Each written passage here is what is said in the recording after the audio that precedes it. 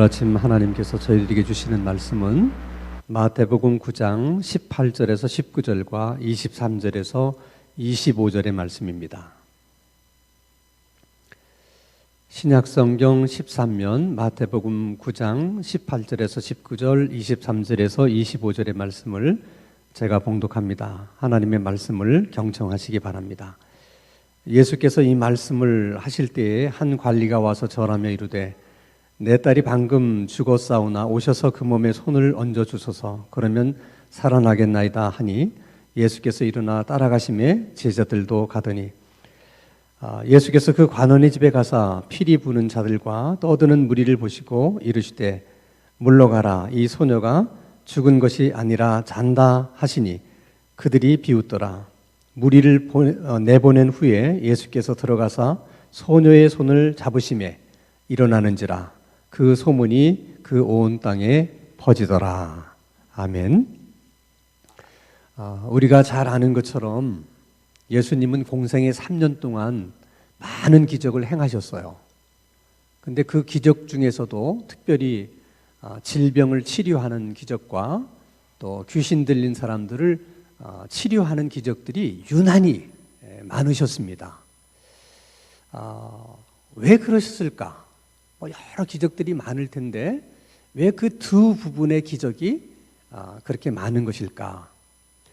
어쩌면 그때도 지금처럼 질병으로 고통받는 사람들이 많이 있었기 때문에 그럴 수도 있고, 또 어떻게 생각해 보면 그때는 지금처럼 또 의료 혜택을 받을 수 있는 기회가 많지 않았기 때문에 더 그랬을 수도 있어요.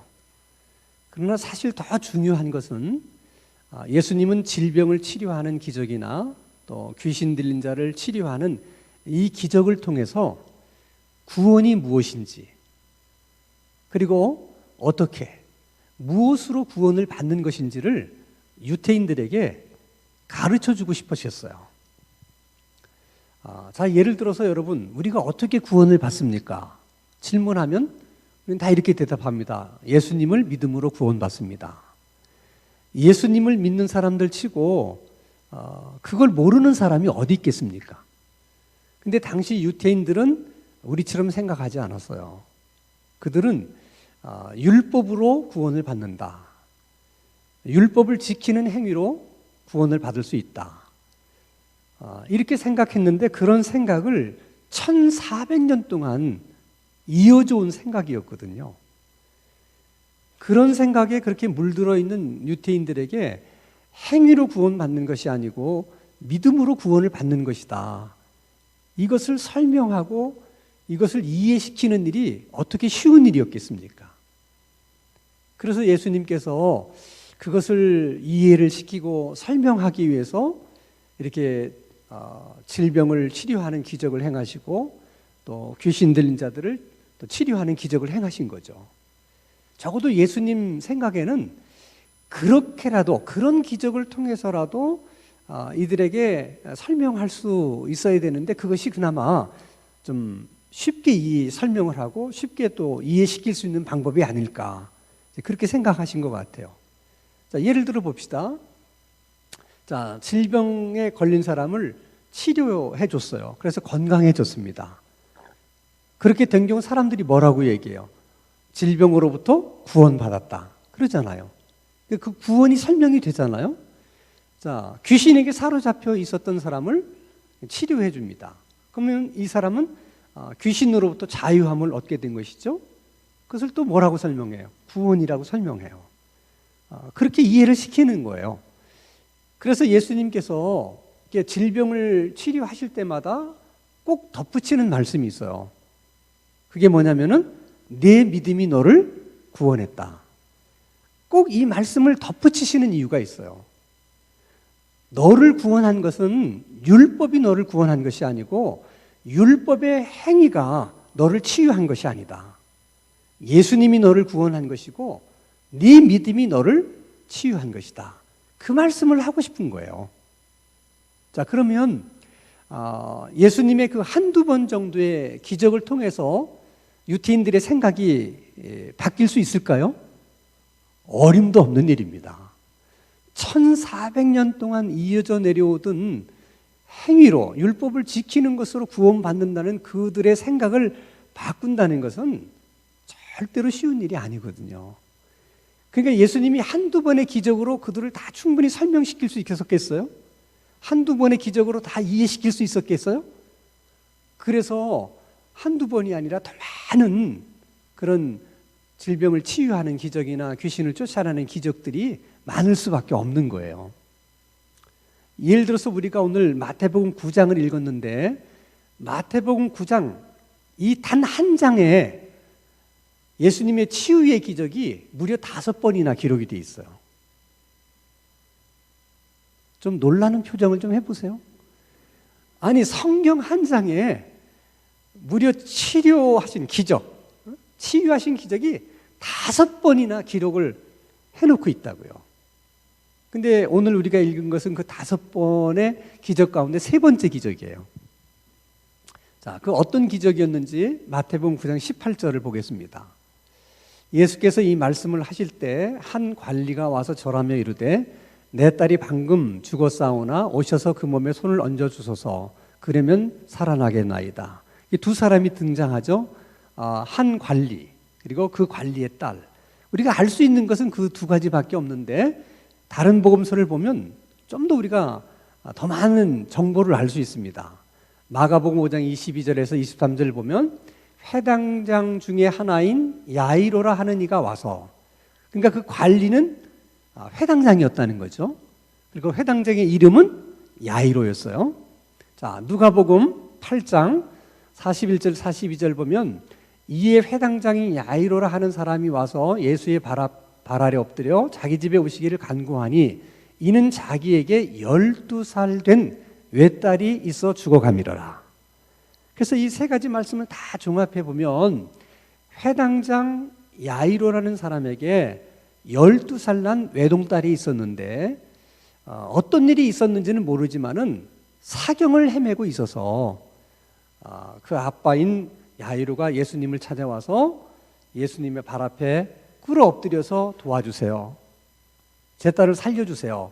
하고 간청을 했다는 것입니다. 그럼 우선은 회당장이라고 하는 것이 어떤 그 직책이고 어떤 인물인가에 대해서도 먼저 우리가 좀 알아볼 필요가 있겠죠. 자, 이스라엘 백성들이 이제 바벨론에 의해서 멸망을 당하고 바벨론 포로로 끌려가죠. 70년을 살다 돌아옵니다. 돌아와서 보니까 성전이 다 파괴되고 성전이 없어요. 성전이 없으니까 제사를 드릴 수가 있습니까? 없습니까? 없습니다. 자기들의 힘으로 성전을 다시 건축한다는 것은 이건 뭐 감당이 안 되는 일이었어요. 그래서 성전을 건축하는 대신 마을마다 회당을 건축한 거예요. 그리고 성전 제사 대신 안식일이면 회당에 모여서 오늘처럼 예배를 드렸습니다.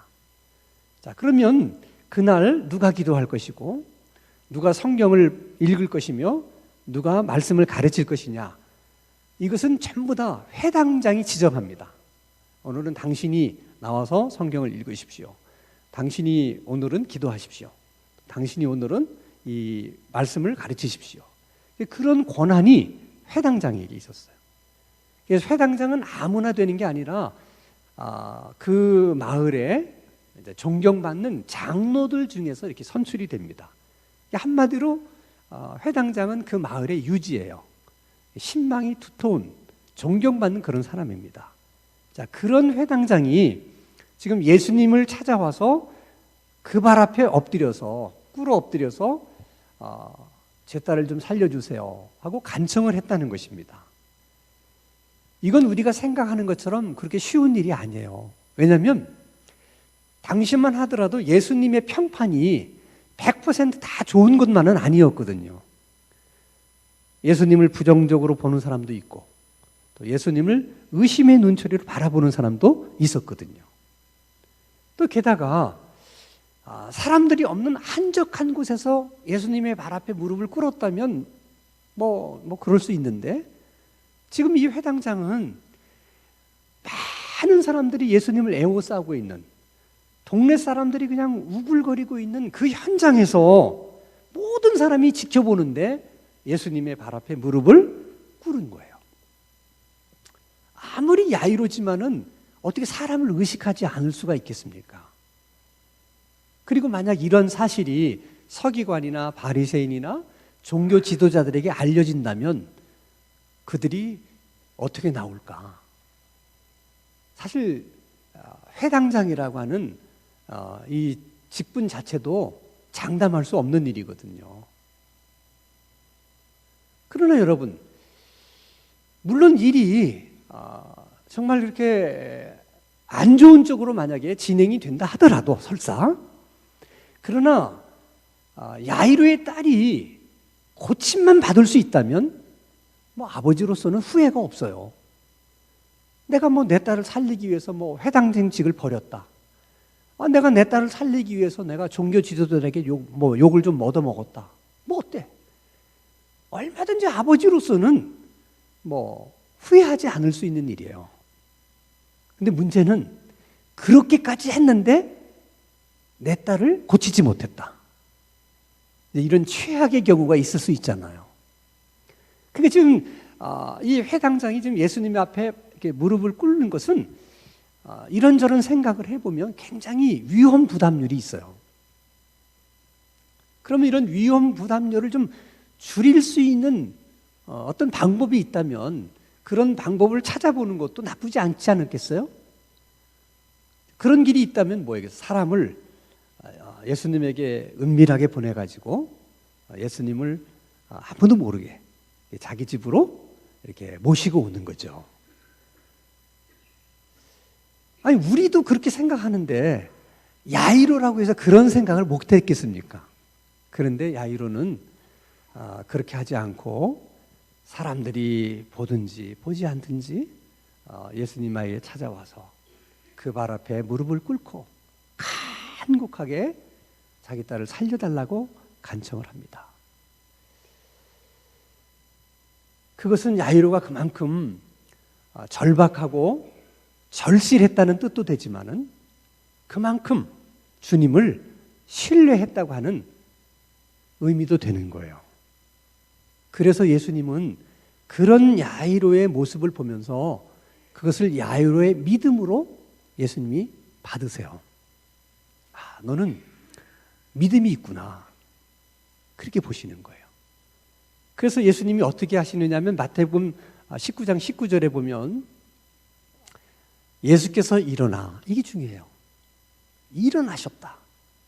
이것은 야이로의 간청을 들어주시겠다는 예수님의 의지를 그렇게 보여주신 거예요.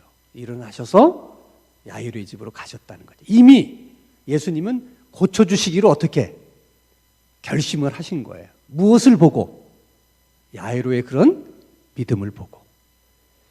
근데 지금 사경을 헤매는 입장이기 때문에 서둘러서 가야 되잖아요.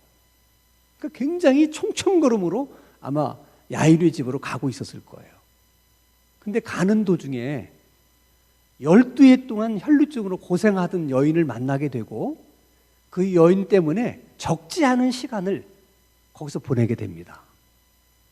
그때 여러분 야이로의 입장에서는 어떤 생각이 들었겠어요? 세상에 이렇게 답답한 일이 있을 수 있나? 아니 지금 1시가 급한데 1분 1초가 급한데 이게 무슨 일이야 이게. 한마디로 속 터지는 거예요. 그런데 마가복음 5장 34절 말씀을 봅시다. 35절. 아직 예수께서 말씀하실 때 회당장의 집에서 사람들이 와서 회당장에게 이르되 당신의 딸이 죽었나이다. 어찌하여 선생을 더 괴롭게 하나이까. 회당장님, 따님이 돌아가셨습니다.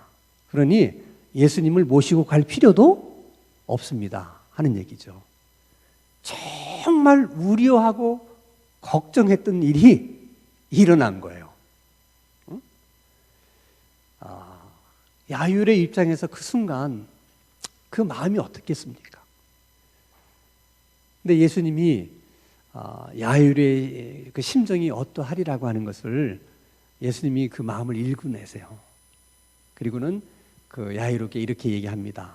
자, 마가복음 36절에 예수께서 그 하는 말을 곁에서 들으시고 회당장에게 이르시되 두려워하지 말고 뭐만 하라? 믿기만 하라. 두려워하지 마라. 그게 지금 야이로가 뭘 두려워하겠어요?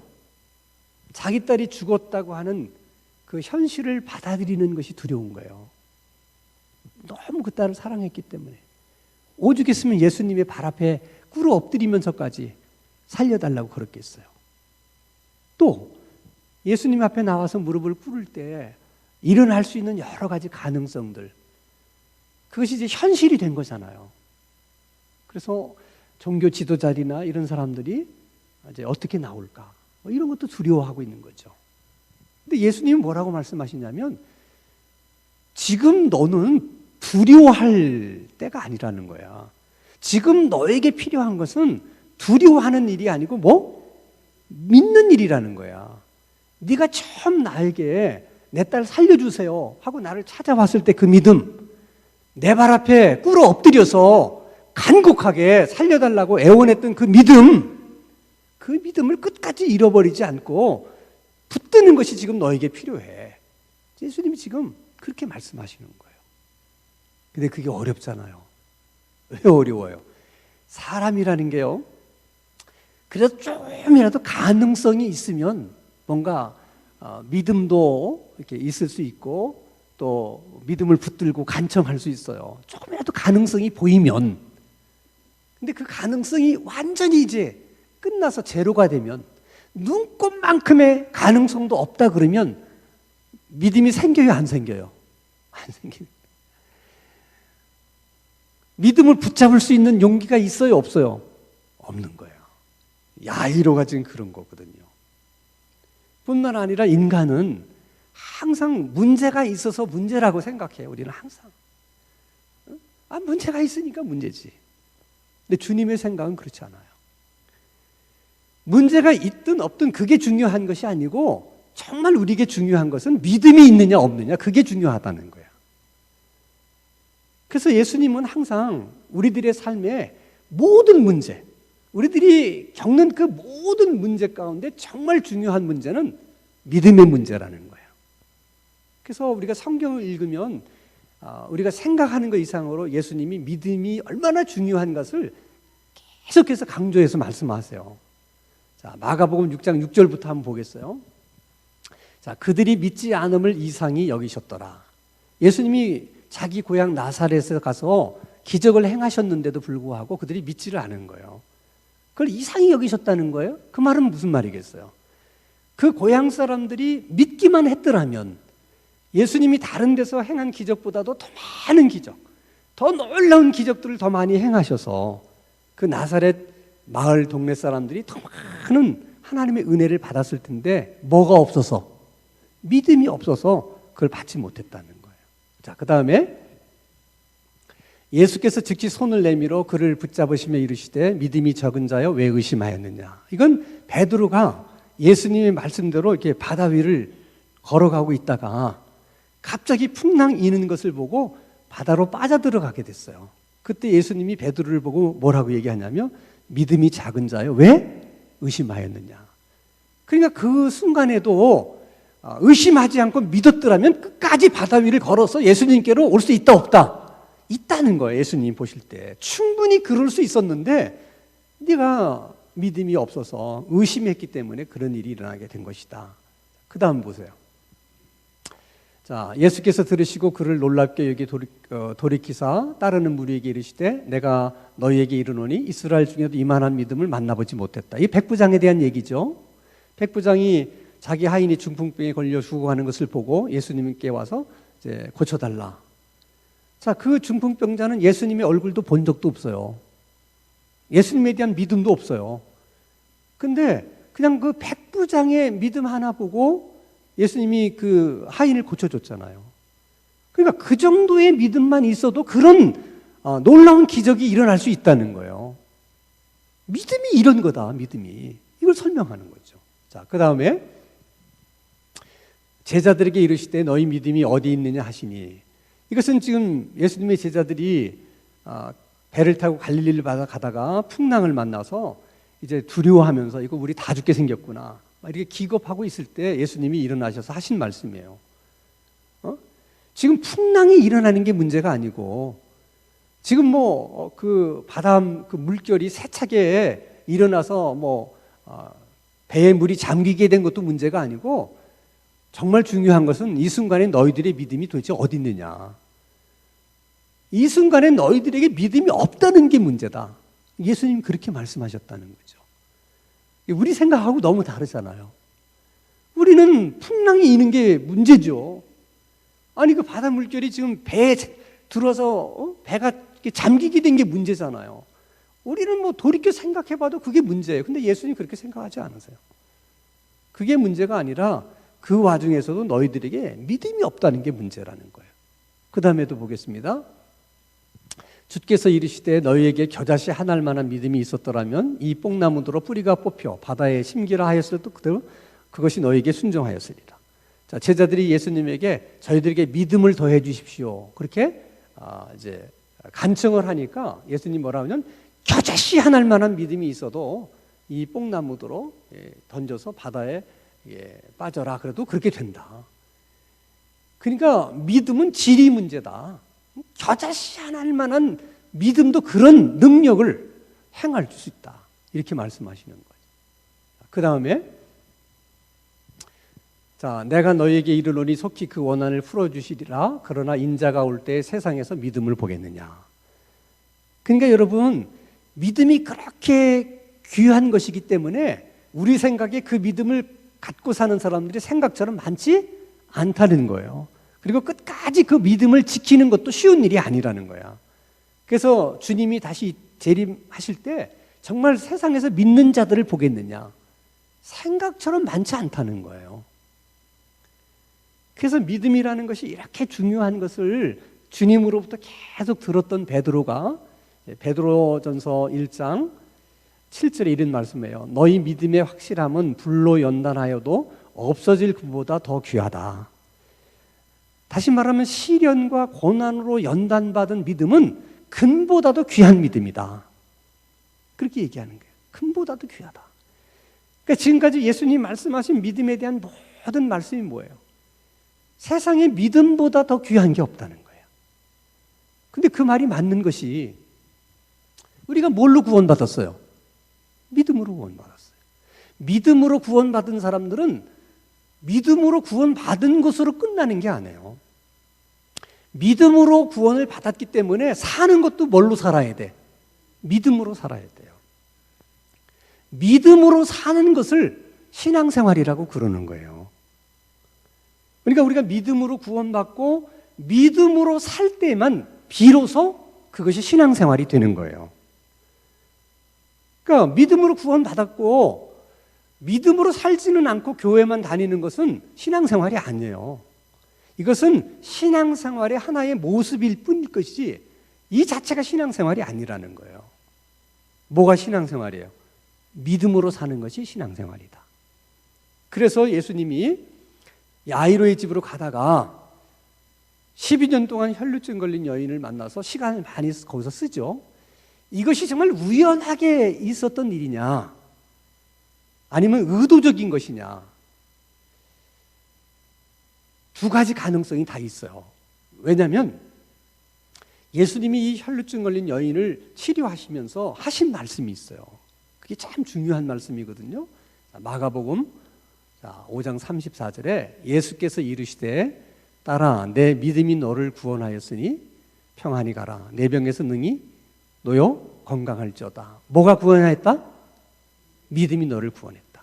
자, 이 말씀은 분명 12해 동안 혈루증으로 고생하는 여인에게 주시는 말씀이야. 그러나 예수님이 정말 이 여인에게만 주시는 말씀이겠냐는 거예요. 어쩌면 예수님은 이 여인에게 이 말씀을 하시면서 누구 보고 들으라고 이 말씀을 하시는 걸 것 같아. 옆에 있던 야이로를 들으라는 거예요. 왜? 야이로는 지금 이 12해 동안 혈증 걸린 여인 때문에 시간을 여기서 지금 보내고 있는 것에 대한 불만이 가득 차 있거든요. 서둘러 가야 되는데 저 여인도 문제지만 예수님도 문제야. 지금 우리 딸이 지금 사경을 헤매고 있는데 지금 그 여인하고 여인을 찾고 뭐 만나서 그러고 뭐 그렇게 시간 보낼 그런 시간이 어디 있어? 왜 야이로의 마음에 그런 마음이 없겠어요? 근데 지금 예수님이 그런 마음을 다 읽으시는 거야. 너는 그렇게 생각할 줄 모르는데 니네 집에 빨리 가고 늦게 가는 것은 아무 문제가 안 된다는 거예요. 빨리 가도 너 믿음 없으면 소용없는 것이고 늦게 가도 네가 믿음만 있으면 아무 문제 없다는 거예요. 그 실제로 예수님이 가서 야이로 딸이 아직까지 죽지 않았으면 그 질병을 치료하시면 되는 것이고, 어떻게 하다 보니까 늦게 갔어. 그때 죽었어. 그러면 그냥 죽은 야이로를 살리시면 되는 거예요. 예수님에게는 늦게 가고 일찍 가는 게 아무 문제가 아니야. 야이로에게 믿음이 있느냐 없느냐, 그게 문제라는 거예요. 그래서 야이로의 생각대로 좀 늦게 갔죠. 그 시위 12회 혈류증 걸린 여인 때문에 늦게 갔더니 딸이 죽었어요, 살았어요? 죽었어요. 생각대로 죽은 거예요. 조금만 일찍 갔으면 안 그랬을 텐데. 그러니까 예수님이 어떻게 해요? 마가복음 5장 41절에 그 아이의 손을 잡고 이르시되 달리다금 하시니 번역하면 곧 내가 네게 말하노니 소녀야 일어나라 하심이라. 그래서 그 아이를 살려내시잖아요. 예수님에게는 아무 문제가 안 되는 거예요. 그래서 이 말씀을 통해서 오늘 주님이 우리에게 주시는 메시지가 몇 가지가 있는데, 하나는 우리도 인생을 살아가다가 야이로처럼 이게 두려워해야 될 일들이 많이 있다는 거죠. 그때 우리가 해야 될 일은 두려워하는 일이 아니고 뭐예요? 믿어야 되는 거라는 거예요. 그걸 좀 더 구체적으로 얘기하면 빌립보서 4장 6절에 아무것도 염려하지 말고 오직 모든 일에 기도와 간구로 너희 구할 것을 하나님께 아뢰라. 문제가 있으면 고민만 하지 말고 생각만 하지 말고 뭐 하라는 거예요? 기도하라는 거야. 그게 믿음이 있는 행위라는 거야.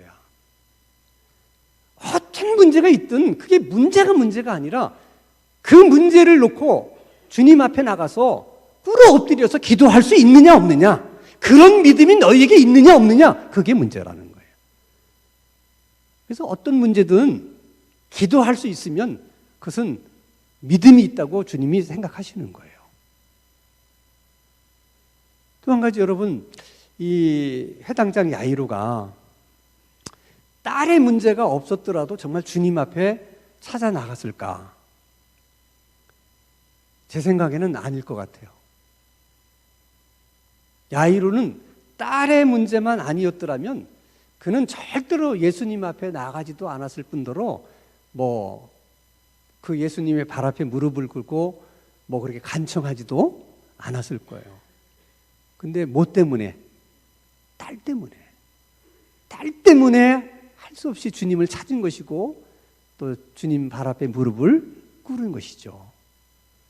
그래서 어떻게 생각해 보면, 결과적으로 보면 딸이 다시 살아나게 된 것도 엄청난 하나님의 은혜지만은 사실 야이로의 입장에서 보면 더 중요한 건 뭐예요? 딸 때문에 자기가 믿음을 얻게 된 거예요. 이게 너무 귀한 거예요, 여러분. 왜? 그 믿음은 돈으로 살 수 있는 게 아니고 무슨 선행을 베풀어서 얻을 수 있는 게 아니잖아요. 오직 딸 때문에 얻게 된 믿음이라는 거예요.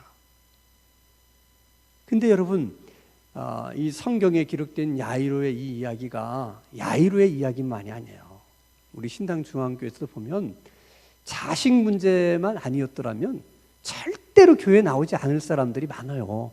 근데 그놈의 애들 때문에 할 수 없이 신당 중앙교회에 나온 거지. 또 사업 문제나 이런 문제만 아니었더라면 절대 교회 나올 사람 아니에요, 그 사람. 근데 그 문제 때문에 어쩔 수 없이 나온 거죠. 근데 감사한 건 뭐예요? 아직 그 문제가 해결됐든 안 됐든 그 문제 때문에 내게 뭐가 생겼어? 믿음이 생긴 거예요. 그래서 항상 하나님이 우리에게 귀한 선물을 주실 때 우리 생각처럼 선물을 주시지 않을 때도 있어요. 고난이라고 하는 보자기, 우리가 생각하는 문제라는 그 보자기에다가 믿음, 금보다 귀한 믿음을 넣고 그걸 이렇게 싸서 그렇게 우리에게 주시는 거죠. 그때 많은 사람들이 그 포장지만 보고 주님을 원망한다든지 그걸 풀어보기도 전에 그냥 집어던지는 사람이 많다는 거야. 우리는 문제가 해결되느냐 안 해결되느냐에만 관심이 있으니까 그러지 말고 풀러봐야 돼. 아직 문제가 해결되지 않았다 할지라도 내게 믿음을 주셨다면 그게 큰 은혜야. 이제 그 믿음을 가지고 내가 이제는 예수님 앞에 꿇어 엎드려서 딸의 문제를 위해서, 아들의 문제를 위해서도 기도할 수 있고 사업의 문제를 위해서도 기도할 수 있잖아요. 그리고 우리가 살아가다가 이제는 뭔가 다 끝난 것 같고 끝난 일이라고 생각이 들 때도 절대로 예수님을 믿는 사람들은 절망하시면 안 돼요. 그때도 주님은 똑같이 우리들에게 들려주고 싶은 말씀이 이 말씀이에요. 두려워하지 말고 믿기만 하라. 다 끝날 일인 것 같이 보여도 그럼에도 불구하고 주님 앞에 가서 발 앞에 무릎을 꿇고 간곡한 마음으로, 절실한 마음으로 주님 앞에 기도하면 주님은 우리가 그처럼 두려워했던 그 문제를 두고 그 문제를 향해서 주님은 달리다굼 해서 그 문제를 다시 살려내시기도 하시고, 잃어버렸던 우리의 믿음, 뜨뜻미지근한 우리의 믿음, 긴가민가한 우리 믿음, 그 믿음에 대해서도 예수님은 달리다굼 하셔서 우리들의 믿음을 새롭게 하시는 주님이시라는 거예요.